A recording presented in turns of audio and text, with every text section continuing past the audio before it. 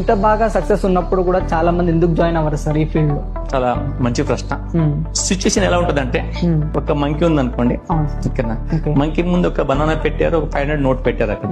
అదేం చూస్ చేస్తుంది? అది నాకు తెలియదు 500 ఇన్ని బనానాలు వస్తాయి కదా, దానికి ఏం కనిపిస్తుంది? బనానా కనిపిస్తుంది. అటైనా ఫిక్స్ చేసి తినొచ్చు అనేది. సేమ్ థింగ్ ఈ బిజినెస్ లో అలాగే ఉంటది అన్నమాట. ఏ పనికి పోయినా, స్పెషల్లీ జాబ్ తీసుకుంటే అక్కడ కొన్ని మినిమం క్రైటీరియా ఉంటాయి.